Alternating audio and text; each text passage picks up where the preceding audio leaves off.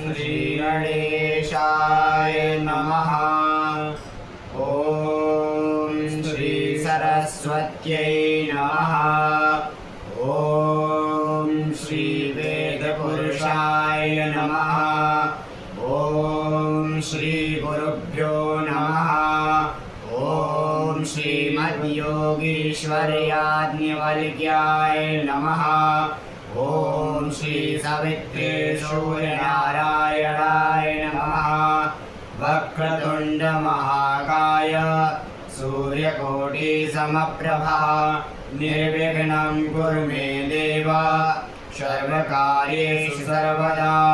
गुरुर्ब्रह्मा गुरुर्विष्णु गुरुर्देवो महेश्वरः गुरुसाक्षात् परब्रह्म तस्मै श्री गुरुवे नमः।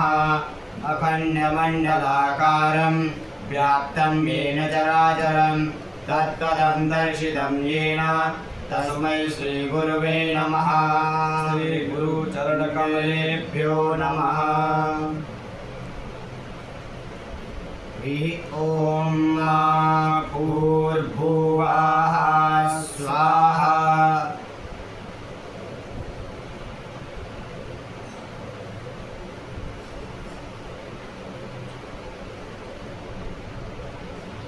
हरिः ॐ इखेत्तवोर्जेत्वाभ्यावस्थदेवो वाः सविता प्रार्पयतु श्रेष्ठतम यकर्मण आप्यायध्वामग्न्या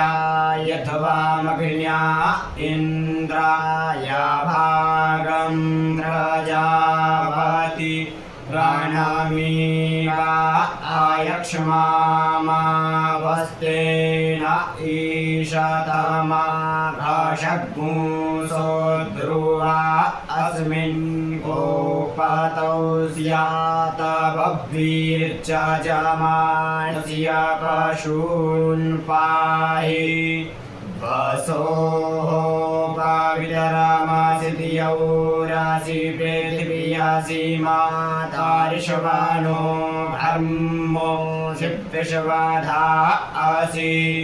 परमेण धाम्ना ऋग्गुं असवामाप्वार्मादे जज्ञापतिर्वारेकीता।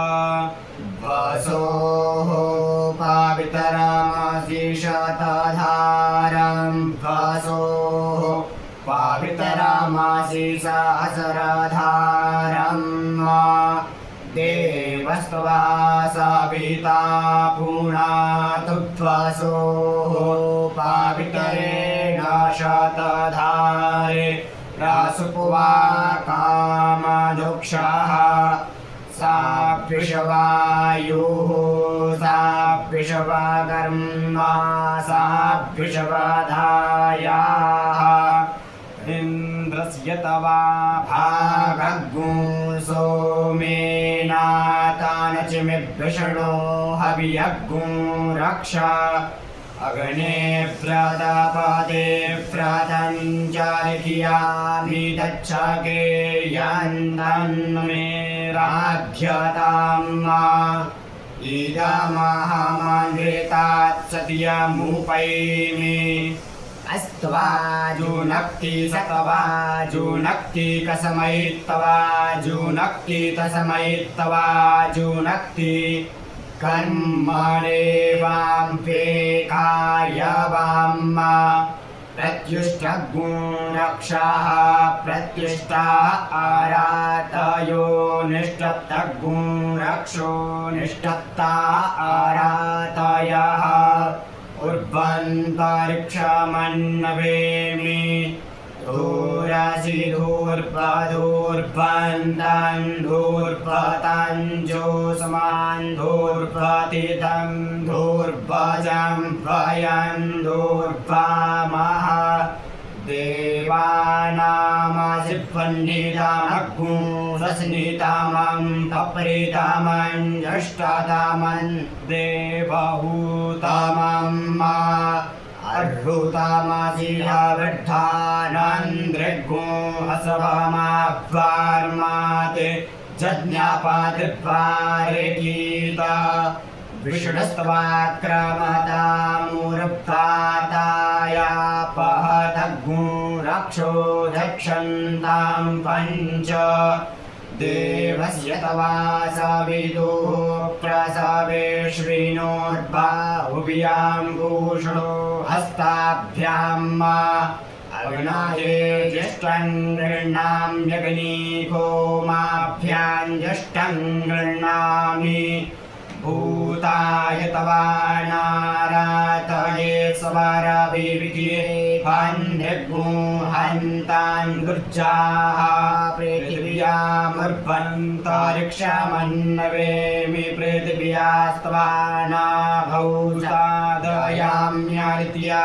उपस्थे गुणे हव्यग्गो रक्षा पावितरेस्थो वैष्णव्यौ सविदुर्भः प्रसव उत्पूनां यच्चितरेण पावितरेण सूर्यस्य रश्मिभिः देवीरापो अग्रे भूवो गर इमामद्या जज्ञान्नायताग्रे जज्ञापादिग्भुं सुधातुं जज्ञापादिं देवायुवम्मा झुमा इन्द्रो प्रेणीत पृतरातुर्जे जूयमिन्द्रमा प्रेणीध्वं पृतरातुर्जे प्रोक्षितास्त अग्नाये त्वा जुष्टं प्रोक्षाम्यग्निर्गो माभ्यां त्वा जुष्टं प्रोक्षामि दैव्याय कर्मणे सन्धतं देवाय ज्यायै जदवो शुद्धाः पराजग्नुरिदं वस्तच्छन्दामि शर्मास्य वधूतग्गो रक्षो वधूता आरातयो द्वितीयास्त्वागासि परादितवादितृप्येत्तु अद्रिराजिह्वानस्पतियो ग्रावासि प्रेतो पुन्नः प्राणितवादित्यास्तु भवेत्तु अगणेस्तानो राजिह्वाचोऽभिसज्जानं देववीडायेत्तवा गृह्णामि बृहद्ग्रावासिह्वानस्पत्याः स इदं देवेभ्यो हविः शामी कवा हाविक्रेदेहि कुक्कुटो श्रीमाधो जिह्वा एकामूर्जमावर्तवायात्वायग्गो सङ्घातग्गो सङ्घातञ्जेकमभ्वरेका वृद्धमाजिपराजितवा भ्वरेका वृद्धं द्वेत्तु परापूतग्गो रक्षाः परापूता आराधयोपहतग्गो रक्षो वायुर्भो द्विविनक्तु देवो वः सविता हिरण्यपाणिः प्रतिगृह्णा त्वच्चिदरेण पाणिना दृष्टिरस्यापाग्ने अग्निमामादञ्जाहि निग्रह्यादग्गुंसेधादेवयजम्भः ध्रुवमसि पृथिवीन्द्रियग्गो अब्रह्मावाणि तवाक्षत्रावाणि स जातावन्युपदधामि परात्रियस्य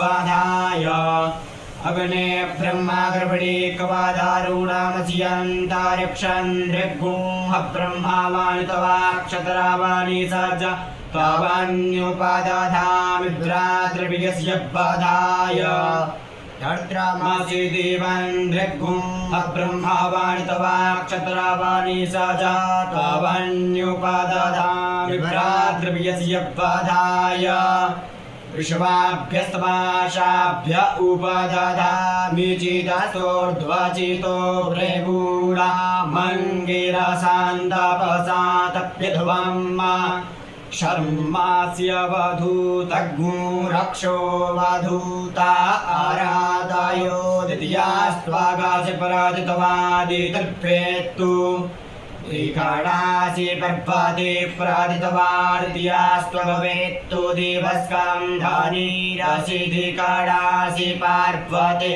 ये प्रदितवा पर्वते वेत्तु धान्यमसि धेनु हि देवान् प्राणाय तवो दानाय तवाभ्यानाय तवा दीर्घामनुप्रसिद्धिमायुगे धां देवो वा सविता हिरण्यपाणिः प्रतिगृह्णात्वच्छिद्रेण पाणिना चक्षुगे तव महीनां त्वयोऽसि देवस्य यतवा सवितुः प्रसवेश्विनोर्बाहुभ्यां पूषणो हस्ताभ्यां वा सम्भवामि समापओकदिभिः समोकदयोरसेन